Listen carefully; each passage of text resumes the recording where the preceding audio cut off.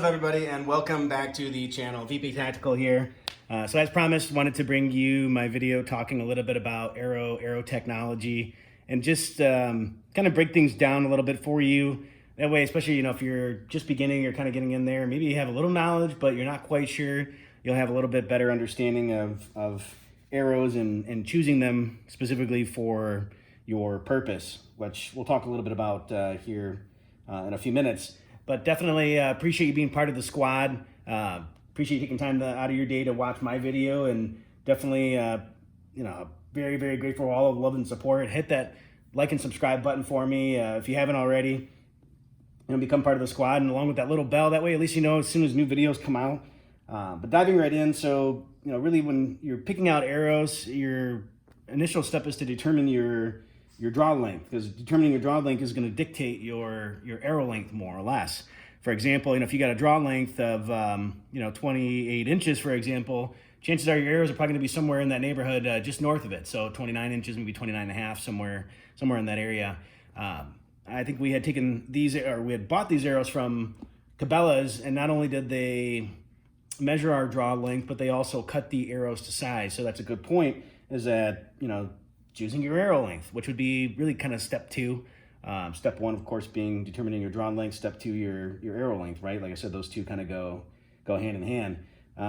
But as part of that, the arrow length, it's going to be a longer size when you get them. They may be 33 inches, 34 inches, and they'll need to be cut to size in order to fit you appropriately.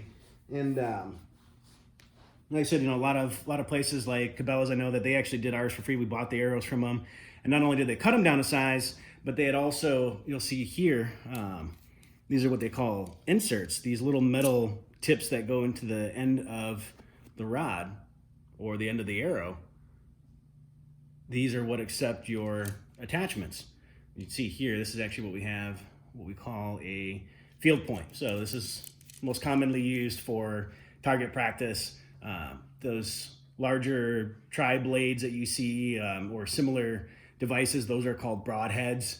There's a whole slew of different variants out there specifically for hunting, so just some things to take note of. And the other part of it is actually choosing your arrow weight. So arrow weight for target practice may not necessarily be as heavy, and that may be because you have a lower draw weight. So the higher the draw weight, generally speaking, you're usually going to have a heavier arrow. Lower draw weight, you can usually run a lighter arrow. So for example, for target practice, you may be somewhere in the neighborhood of 5 to 6 grains per pound of draw weight. So the example, if you've got a 60 pound draw weight on a bow, somewhere between 300 and 360 grains is a rough figure. Now, if you're hunting, for example, you might want 6 to 8 grains per pound draw weight. If we were assuming a 60 pound draw compound bow, somewhere in the neighborhood of 360 to 380. And that's not a static number too. That's just rough figures. The weight can definitely make a difference in the speed, but also, flight stability, among many other things, which will tie in also the fletchings. We'll talk a little bit about that.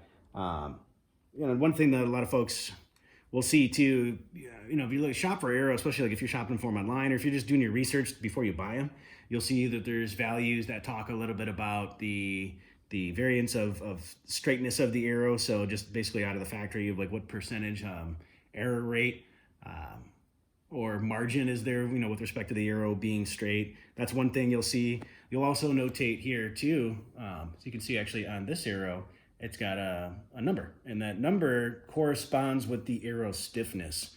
And so the arrow stiffness, generally speaking, the higher the figure, the stiffer the arrow. The lower the figure, it's going to have more flex in it.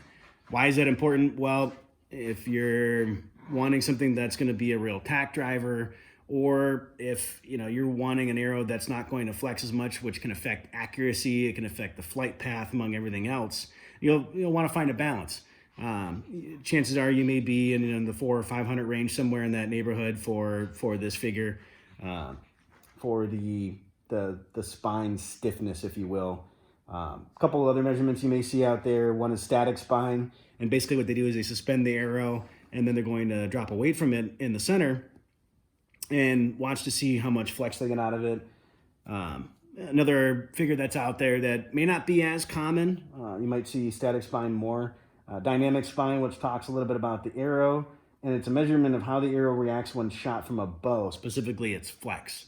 So just some things to like I said, to take note of. Arrows do come in different materials. I mean, there's a whole slew of different selections out there. I mean, as much as there are selections for bow, I think there's probably twice, maybe triple the amount for accessory, especially when it comes to arrows. You can get arrows in aluminum, you can get them in carbon. There's all sorts of different, like I said, different options that are available out there. And like I said, length, weight, we covered a lot of the main key points.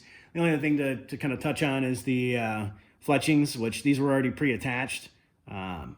These are gold tip hunter arrows. These are what were recommended to us. I know we talked a little bit with the folks at Cabela's, which again, they ended up cutting these arrows down for us, installing the inserts, and then even installing our nocks as well. The fletchings, why these are important, these little feathers, as some people call them. You see them, they'll come in all sorts of shapes, sizes, lengths, varying degrees, and what their purpose is really is to make sure that the arrow stays level in flight and it holds true up to its appropriate distance. The knock on the back, I mean, this is really just to clip to the string and help propel the arrow. I mean, that's its main purpose. So always good to have some of these extra pieces lying around, especially if you start to damage arrows, if you break them, target practice or even hunting. But hopefully you found this video helpful and at least informative. Again, this channel is primarily self-funded. Really appreciate all of the love and support out there. Definitely hit that like and subscribe button. Be safe, stay vigilant out there. This world's crazy right now. There's a lot of stuff going on. I'm sure you probably know, and I'm not going to get into it. But follow-up video to this, I did want to talk a little bit about some of the more recent issues that have been going on with the honey badger, the ATF, and then potential future rulings that are coming down the pipeline here. So stay tuned for that. It's definitely important information you don't want to miss. As always, be safe, stay vigilant, and thank you again for being part of the squad. Have a great day.